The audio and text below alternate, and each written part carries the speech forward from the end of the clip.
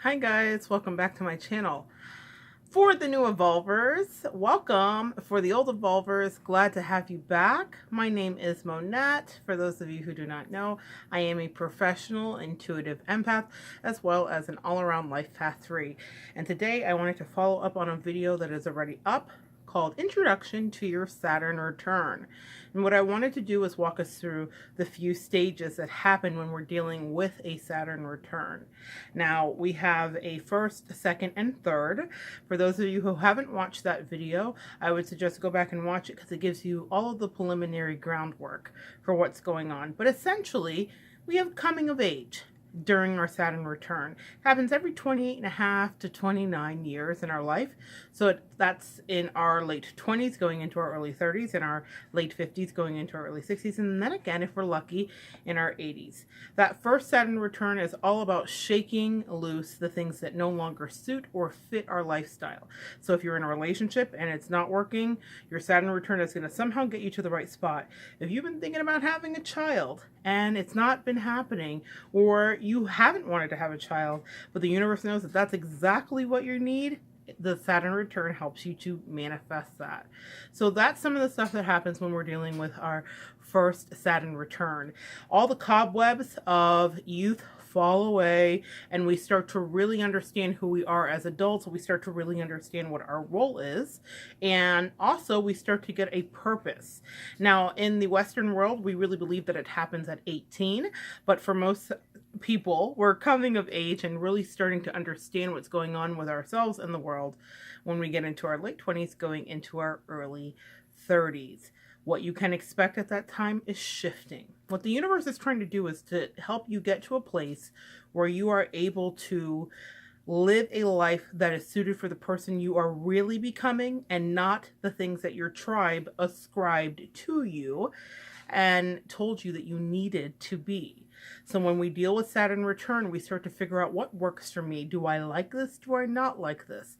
And the things from family and tribe fall away, and we begin to assimilate our own identity, and it's authentic. Now, one of the things that I have found particularly interesting with myself and with other clients is that when we're dealing with Saturn return, there are themes to our Saturn return.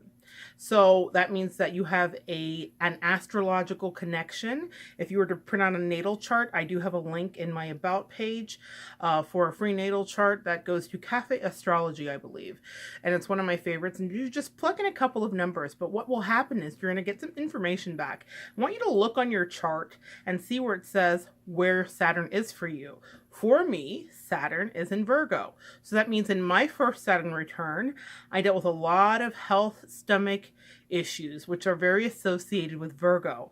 My stomach of steel, very normally thought of to be a Leo trait, it turned into this really frail and weird situation where I really had to start investigating everything and figuring out what worked, and I understood I had a gluten sensitivity, and I didn't listen. And that's the thing about Saturn returns. When we don't listen, what will happen is our body and the universe says you have to pay attention, because in order for you to be your best self and to grow, you have to surpass this lesson. You have to learn this lesson. So with that Saturn return, I didn't listen the first couple years. So going through my late 20s, first couple years of my 30s. Then about 32, my stomach blew up. That's right, guys. It actually blew up, and I ended up in the hospital for 2 weeks. I went in thinking that it was one thing, and I ended up having several blood transfusions and also discovering that I had gluten, not just insensitivity, and allergy, a straight allergy, and autoimmune issues as well. All very correlated to Saturn and Virgo. So the lesson for me is about order when we're dealing with Saturn and Virgo, and it's about managing food, a lesson that I've been dealing with my whole life. So that's just a little personal bit about what it was for me. What it will be for you may be a completely different situation. And that's why it's important to go to your natal chart, print that out, or at least punch it in on Google and just see where your Saturn falls. Because with that information, you can very easily research Saturn in blank. Pisces, Saturn in Capricorn, so that you can understand the lessons that are coming. Saturn again, just as a quick recap, is the father of lessons. It's a long lesson. We have a lot of rotation with our planets, but with Saturn, it takes 28.5 years for it to get back to the place in your chart when you were born. So that's my first tip for people coming up on their first Saturn return. If you want to manage the rest of your life and have a blueprint and a tool for the lessons that you're going to notice that are happening, I would advise you to go and print up your chart and find out where Saturn falls in your chart. And that is going to be the key for the lessons that you are going to walk through. All right, guys, it was so good to share that with you today. I will be following up with a video, what to expect in your second Saturn return, and so on. And I'm so glad we got a chance to connect today. Come on back, and we will continue to evolve together.